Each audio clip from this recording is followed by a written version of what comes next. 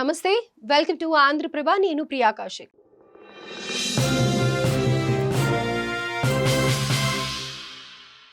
ధర్మస్థలలో వెలుగులోకి వచ్చిన అకృత్యాలు, మృతుల కుటుంబాల ఆవేదన, పోలీసుల నిర్లక్ష్యం వంటి పలు విషయాలను ఆంధ్రప్రభ వివరించింది. ఆంధ్రప్రభ ప్రయత్నాలకు తెలుగు రాష్ట్రాల నుంచి మద్దతు లభిస్తుండటం సంతోషకరమైన విషయం. ఈ ఘటన ఎక్కడ జరిగిందన్నది పక్కన పెడితే ఇటువంటి దురాఘాతాలను బయటకు తేవాల్సిన అవసరం ఉంది. అలాగే ఇటువంటి ఘటనలకు ఎవరూ గురి కాకుండా అవగాహన కల్పించాలి. ఇది మనందరి సామాజిక బాధ్యత.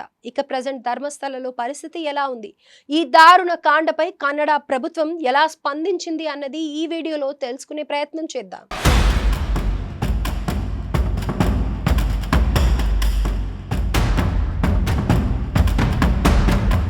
ధర్మస్థల వ్యవహారం అంతా మాజీ శానిటేషన్ వర్కర్ ఇచ్చిన వాంగ్మూలంతో వెలుగులోకి వచ్చింది. ఇదే సమయంలో సౌజన్య కేసు చర్చనీయాంశంగా మారింది. అయితే ఆమె కేసు మొదటిది కాదు, అలా అని చివరిది కాదు. ఈ ప్రాంతంలో ఎన్నో అనుమానాస్పద మరణాలు చోటు చేసుకున్నాయి. ఈ ఆకృత్యాలు 1983వ సంవత్సరంలో మొదలయ్యాయని తెలుస్తోంది. ఇక్కడ ఫస్ట్ బాధితురాలు పద్మలత అనే మహిళని సమాచారం. ఆమెను దారుణంగా అత్యాచారం చేసి చంపేశారు నిందితులు. ఆమె ఫాదర్ పంచాయతీ ఎన్నికల నిబంధనలను, షరతులను అంగీకరించలేదన్న ఉక్రోషంతో పద్మలతపై దారుణానికి ఒడిగట్టారట. అత్యంత హేయంగా, పాశవికంగా ఆమెపై అత్యాచారం చేశారు. ఆఖరికి ప్రాణాలను సైతం తీసేశారు. అప్పట్లో ఈ ఘటన సంచలనంగా మారింది. అయితే ఈ దారుణాలు అంతటితో ఏం ఆగిపోలేదు. ఇదే తరహాలో వేదవల్లి, అనన్య భట్, సౌజన్య ఇలా చాలా మంది యువతులు శవాలుగా మారారు. ఇవి బయటకు తెలిసిన ఘటనలు. ఇంకా తెలియనివి, బయటికి రానివి ఎన్నో ఘటనలు ఉన్నాయని తెలుస్తోంది.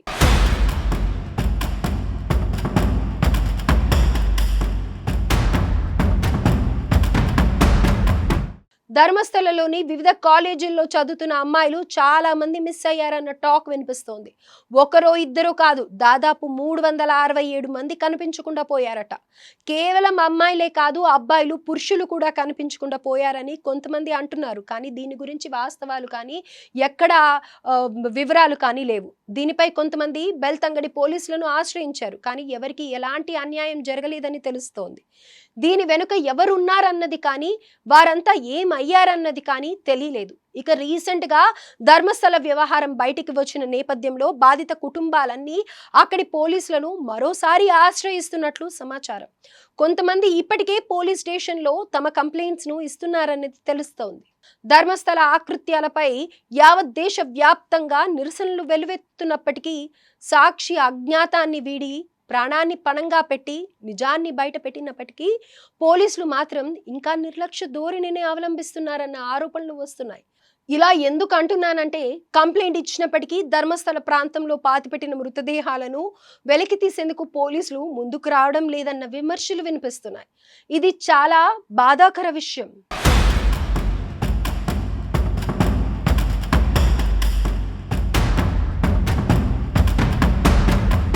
సాధారణంగా ఫిర్యాదుదారు, అప్రూవర్ లేదా స్వయంగా నిందితుడో ఎవరైనా సరే ఫిర్యాదు చేస్తే పోలీసులు ఖచ్చితంగా కేసు నమోదు చేసి దర్యాప్తు చేయాల్సిందే. కానీ ధర్మస్థల వ్యవహారంలో మాత్రం పోలీసులు నిద్రపోతున్నారనిపిస్తోంది.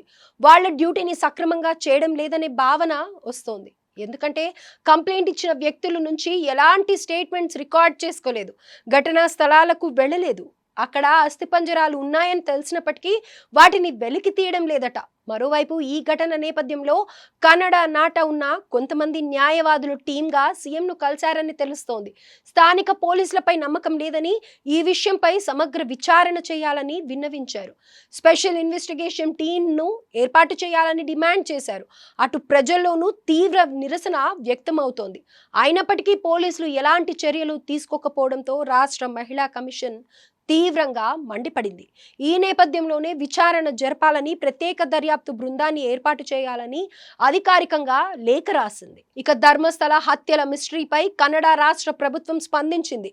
దీనిపై సమగ్ర విచారణ జరిపేందుకు ప్రత్యేక దర్యాప్తు బృందం సిట్ ను ఏర్పాటు చేసింది. డాక్టర్ ప్రణవ్ మహంతి నేతృత్వంలో ఐపీఎస్ అధికారులు ఎంఎన్ అనుచేత్, జితేందర్ కుమార్, సౌమ్యలత సభ్యులుగా స్పెషల్ ఇన్వెస్టిగేషన్ టీంను ఏర్పాటు చేసింది. యావత్ భారతదేశంలోనే ఇలాంటి అతి దారుణమైన ఘటన ఎక్కడా జరగలేదు. బాధిత కుటుంబాలే కాదు, చనిపోయిన వారికి న్యాయం చేయాల్సిన అవసరం ఉంది. అవసరం కాదు, ఖచ్చితంగా వారికి న్యాయం జరిపించి తీరాల్సిందే. నిందితులు ఎవరైనా సరే కఠినంగా శిక్షించాల్సిందే. మరి ప్రభుత్వం ఏర్పాటు చేసిన సిట్ దర్యాప్తుతోనైనా అసలు నిందితులు బయటికి వస్తారా, లేదా పోలీసులు, సిఐడి, సిబిఐ విచారణల ఈ ఇన్వెస్టిగేషన్ కూడా ఏళ్లకు ఏళ్ల పాటు తూతు మంత్రంగా కొనసాగుతుందా అన్నది తెలియాల్సి ఉంది.